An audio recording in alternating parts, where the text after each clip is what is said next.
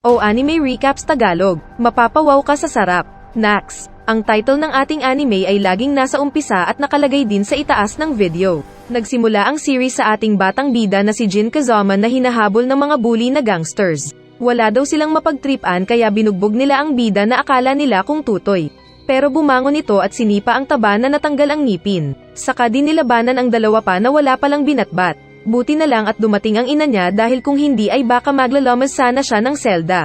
Pinagsabihan siya ng ina na nagtraining daw siya sa Kazama fighting style para gamitin ito sa kabutihan pero ginamit ito ng bida sa maling paraan kaya natalo siya sa laban. Sinabi ng ina na lumipat daw sila sa lugar na iyon para sa bagong buhay at ayaw nitong sabihin ang tungkol sa kanyang ama.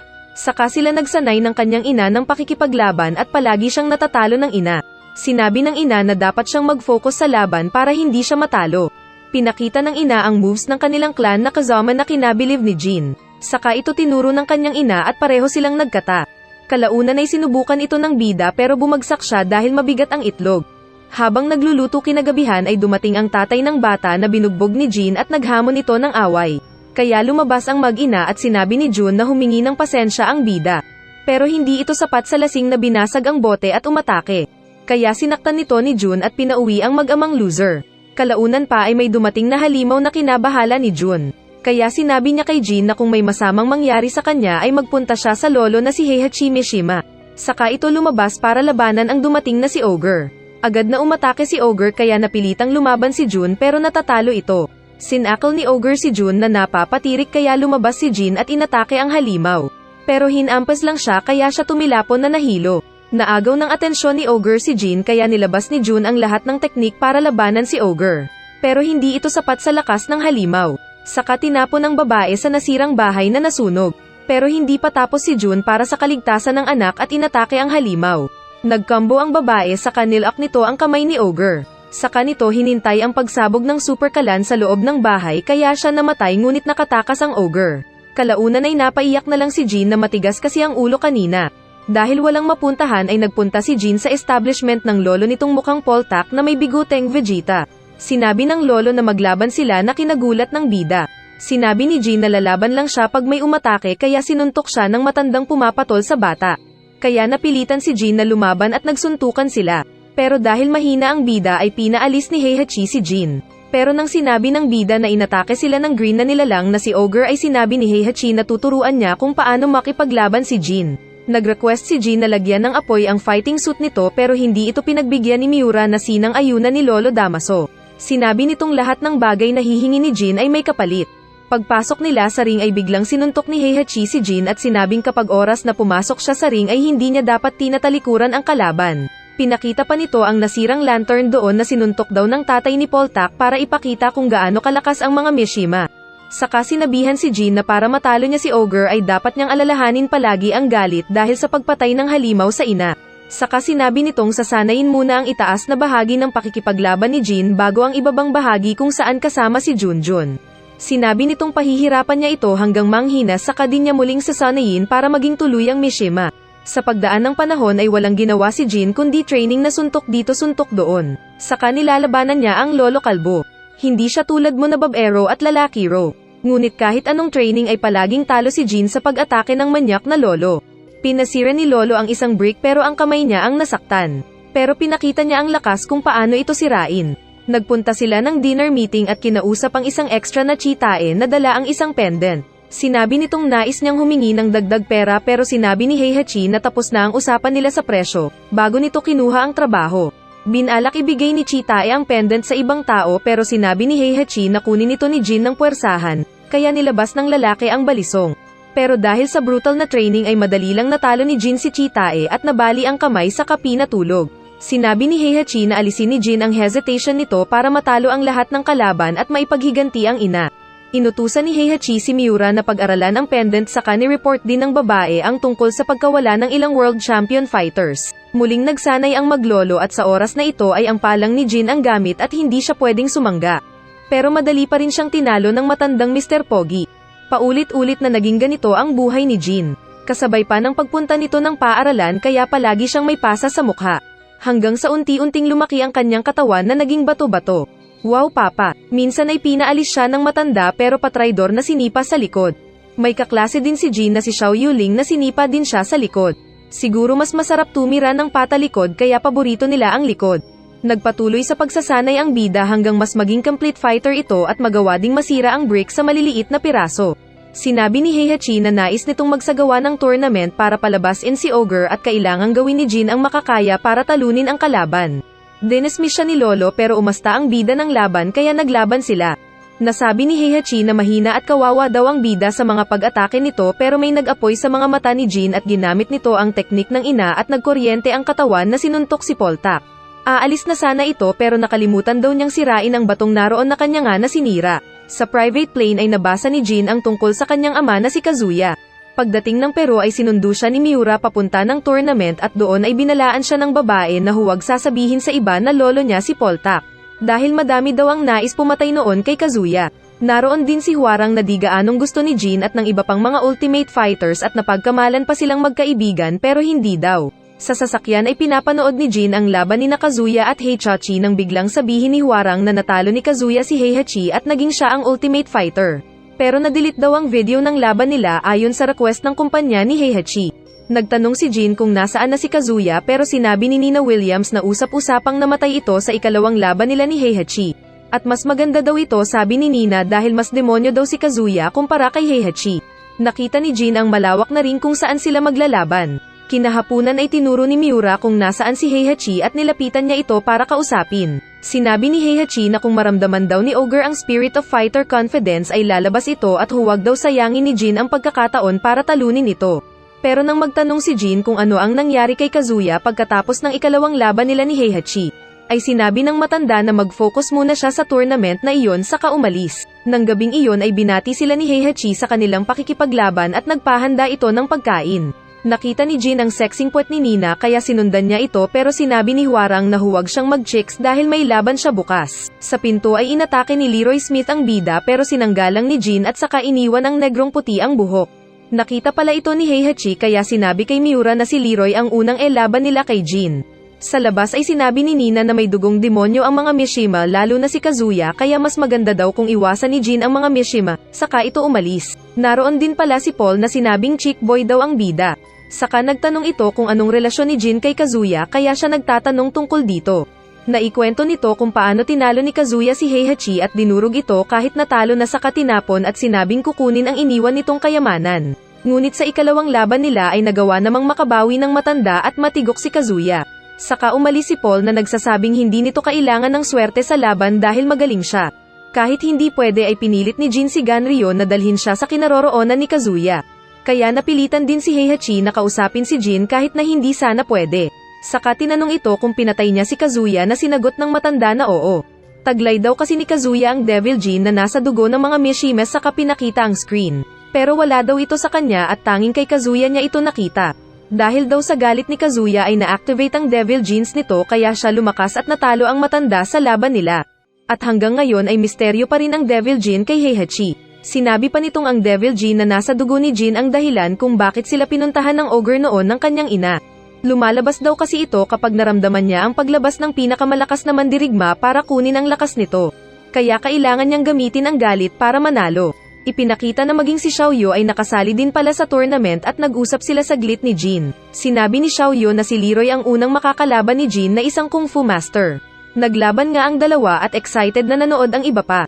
Unang umatake si Leroy na sinundan ni Jin ng sipa. Ginamit ni Leroy ang kung fu pero naalala ni Jin ang ina kaya nagalit ito at umatake kaya napatamba si Leroy. Malalim din ang galit ni Leroy sa Mishime kaya kahit marami na itong tama ay hindi pa rin sumusuko. Sinabi ni Jin na huwag siyang tatayo pero palaban ang matanda. Kaya sa huli ay sinipa ni Jin ang paa nito at nanalo ang bida. Kalaunan ay sinabi ni Jin kay Taekwondo Master na kinailangan niyang pilayin si Leroy dahil ayaw tumigil at may personal itong galit sa kanya. Pero sumagot si Hwarang na lahat sila ay sumali dahil sa personal na rason. Kalaunan ay pinagmatch si Nina at Xiaoyu at inaasar kasi ni Xiaoyu na seryosong masyado ang mukha ng as-asin kaya nanggigigil ito sa kanya at pumangit ang mukha. Naglaban ang dalawa at unang umatake si Nina pero agad na umilag si Xiaoyu. Sinabi ni Heihachi na kahit mas mahina daw si Xiaoyu ay mas magaling naman ang strategy nito para sa pagtalo sa kalaban. Umatake pa si Nina at nabugbog si Xiaoyu pero lumaban pa rin ito. Kaso ay nazukol siya ni Nina at nilak ang likod at leeg saka pinakita ang ngiting sadista. Pero umikot ang puwet ni Xiaoyu at nagawang mabugbog si Nina at nilak nito ang ulo at ginamitan ng karate chop, kaya nakatulog ang sexy na puwet ni Nina. Pinuntahan ni Jean si Leroy pero nasa labas ito. Sa labas ay nag-usap sila at nalaman ni Jean na baka hindi na ulit makalaban pa si Leroy dahil sa naluray nitong paa. Sinabi nito ang galit sa mga Mishime dahil sa mga kapamilya nitong namatay dahil kay Heihachi. Tapos bigla ding nagpakita si Heihachi at sinabi kay Jean na maghanda para sa next fight. Aalis na sana si Poltak pero sinabi ni Leroy na hindi pa siya tapos dahil babalikan niya si Heihachi balang araw. Saka sinabi nito kalaunan kay Jean na kailangan niyang manalo at talunin ang sino mang kalaban para makaharap niya si Ogre. Sumunod na ihinarap si Hwarang kay Jean at naglaban nga ang dalawang pogi. Nagdadalawang isip si Jean na saktan si Hwarang dahil sa sinabi ng ina nito. Kaso nang matamaan na siya ay naalala niya ang sinabi ni Mishima na lumalaban siya para makapaghiganti kay Ogre. Kaya inatake niya si Hwarang at nagawang suntukin. Nakabawi din naman si Hwarang at nasipa si Jean na naitapon pero nakabangon pa rin ang bida. Nagpalitan pa sila ng tirada at sa huli ay ginamit ni Jean ang uppercut na may kuryente at natalo si Hwarang na bumagsak. Napangiti si Heihachi nang akala niyang papatayin ni Jean ang kalaban, pero nang tulungan niya ito ay biglang nainis ang Poltak. Saka sinabi ni Xiaoyu na ayaw na niyang makitang maglaban ang dalawang pogi. Kalaunan ay pinaatungal ni King si Xiaoyu nang maglaban sila sa katinapon sa puno. Pero lumaban pa rin ang babae kahit na macho ang kalaban na kanyang pinabagsak. Kinombo nito ang wrestler pero nang mahuli ng macho ang malambot na boobs ay knockout ang babae sa pagbayo nito. Kalaunan ay kinausap ni Jean ang natalong babae na feeling ay mahina dahil daw babae siya. Pero sinabi ni Jean na babae ang nagturo sa kanya na lumaban at ito ang pinakamalakas. Kaya nasiyahan ang babae at sinabing magkaibigan na sila. Kaso ay nakikinig pala si King sa labas na umalis na kinagulat ng dalawa. Sumunod na pinagmatch sina King at Paul kung saan sinabi ni Heihachi kay Jean na kung wala lang Demon Jean si Kazuya ay tinalo siya ni Paul. Saka nalaman nilang ibang King ang nasa ring at hindi ang original na kilala nilang King. Nilabas lahat ni Paul ang lakas niya at inatake si King. Ngunit matibay ang macho na nagawang indahin ang banat ni Paul. Ginamit pa ni Paul ang malakas nitong suntok na ikinatigil ni King ng paggalaw. Pero maya-maya pa ay hinuli nito si Paul at itinalon ng mataas at ni wrestling kaya nahilo. Pagkatapos kausapin ni Heihachi ang isang lab scientist ay umalis na ito. Pero sa daan ay bigla siyang inatake ni Julia Chang na isa ring player doon. Nakailag si Heihachi at naitapon ang babae. Nais pala ni Julia na kunin ang pendant ng ina nito na kinuha ni Heihachi pero ayaw ng matanda kaya nagpatuloy silang maglaban. Natalo ang babae pero dumating si Jean at sinabing siya ang magpapaalis sa babae. Dahil dito ay umalis si Heihachi kaya kinausap ni Jean ang babae. Nalaman ni Julia na lolo ni Jean si tanda kaya naiinis ito. Saka sinabing si Heihachi din ang dahilan ng pagdating ng Ogre sa mundo. Sinabi ni Jean na ibibigay niya ang pendant pagkatapos ng tournament kung saan kailangan pa niyang kalabanin si King. Napasagot na lang si Julia na nais ni King na kunin ang prize money para sa orphanage nito samantalang si Jean ay nais maghiganti kay Ogre. Dumating ang final round kung saan maglalaban sina Jean at King. Unang umatake si King na agad na sinipa ni Jean. Nahuli si Jean at nailok ng tigre pero nakatakas ang bida at patuloy silang naglaban. Muling nahuli ni King si Jean at sinubukang Ekimura lock ang bida pero dahil mas matindi ang pinaglalaban ni Jean ay nagawa niyang makatakas. Natamba man ang bida pero muli itong tumayo at ginamit ang finishing technique at nagawa nitong mabugbog si King. Sinabi ni Jean na kay King na ang prize money at itayo nito ang orphanage na nais nito. Nanalo naman siya pero hindi masaya si Heihachi dahil hinihintay niya ang pagdating ni Ogre pero hindi dumating. Kaya bago pa umalis si Jean ay hinamon niya ito para sa final fight daw para maging King ng bugbugan. Dahil sa action ni Heihachi ay napagtanto ni Jean na totoong si Heihachi ang nagpalaya kay Ogre sa mundo kaya namatay ang ina niya at ibang tao. Dahil dito ay nagalit ang bida at nilabanan nito si Tanda gamit ang kapangyarihan ng Devil Genes nito. Umatake siya ng uppercut pero sinipa siya ni Heihachi na kabisado ang teknik na iyon. Ngunit sa huli ay nasuntok pa rin niya ng uppercut ang matanda na na-knockout panandalian, pero muling bumangon. Nagkasalubong ang dalawa at na-uppercut si Jean saka pa siya ginamitan ng power punch ni Tanda kaya tumilapon ito sa pader na nasira. Naalala ni Jean ang tinuro ng ina at saka hinamon ang matanda. Saka din ito umatake gamit ang Kazome technique nito kaya napasabi si Poltak na isa nga siyang Mishima na mautak. Sinabi ni Heihachi na tatalunin nito ang bida pero siya ang nabugbog gamit ang pinagsanib na teknik na nalaman. Nahulog ang pendant at biglang dumating si Ogre mula sa itaas. Nagkatitigan sila ni Jean at muling naalala ni Jean ang pakikipaglaban ni Jun sa halimaw na dahilan kaya siya namatay. Dahil dito ay nabuhay ang Demon Genes ni Jean at agad na umatake pero tinapon lang siya ng halimaw. Nais tumulong ng iba pero pinigilan sila ni Heihachi at sinabing laban lang ito ni Jean. Muling lumaban si Jean habang naalala ang training nito kay Poltak. Nagawa naman niyang malabanan si Ogre panandalian at nakaatake pero agad din siyang natalo at naipalo sa sahig. Pinagsanib ni Jin ang mga tinuro sa kanya ng ina at ni Heihachi at gamit ito ay nagawa niyang mabugbog si Ogre na tumilapon sa lupa. Sinabi ni Heihachi na ikulong nila ito agad pero sinabi ni Jin na pinatay na niya ito. Nagsasagutan sila nang biglang magliwanag ang katawan ni Ogre at nasira ang kanilang ring. Naging mas malaki itong halimaw na tinawag na True Ogre. Ahas pa ang kamay nito. Mabilis nitong inatake si Jin pero maliksi na nakailag si Jin. Ngunit nahuli siya ng ahas na kamay. Kaya mabilis na umatake si Hwarang at sinipa ang Ogre. Saka din ito agad na sinuntok ni Paul gamit ang lakas. Pero tinapon sila ng halimaw kaya si Xiao Yun na lang ang natirang lumaban. Pero siya naman ang nahuli ng ahas na kamay habang nagtatago si Paul Tak. Naalala ni Jin ang pagkakasakal ng ina nang makita ang napapaungol na Xiao Yu. Kaya tumayo siya at muling hinamon si True Ogre kaya tinapon ng halimaw ang babae. Inatake ng True Ogre ang bida pero nagawang masipa ni Jin ang halimaw gamit ang Devil Jin nito. Muli siyang tinapon ng halimaw gamit ang sungay kaya natabunan ng bato. Pero agad siyang bumangon saka inatake ang halimaw. Sinipa niya ito ng axe kick sa ulo at binugbog ang katawan ng malalakas na suntok. Saka hinila ang balbas ng kambing at iniuntog ang ulo sa ulo. Mantuman kumbaga hihihi. Dahil dito ay natamba ang True Ogre at namatay na naglaho. Akala ng ibang bida kung ayos na dahil nanalo na si Jin at siya na ang King of Iron Fist. Pero sinabi ni Heihachi na nasa dugo din nito ang Devil Genes ni Kazuya kaya kailangan niyang mawala saka ito binaril. Saka nito sinabing pinatay niya ang isang malakas na demonyo kaya isa siyang bayani. Napunta na sana si Jin sa langit at makakasama na ang ina.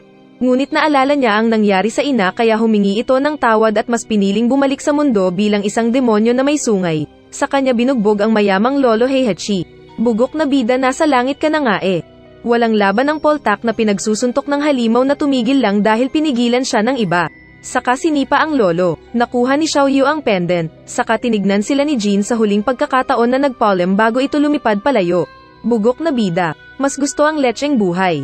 At natapos ang series. Kung nagustuhan mo ang kwento at mahilig kang maglaro ng Tekken sa SM Arcade ay like mo na yan agad. Nakakatulong kasi ito para mapansin ang ginagawa naming video. At kung napapansin ay nagiging excited yung taga-edit namin sa paggawa pa ng mas maraming video na tulad nito. Subukan mo ring panoorin ang iba dahil lahat yan ay maganda.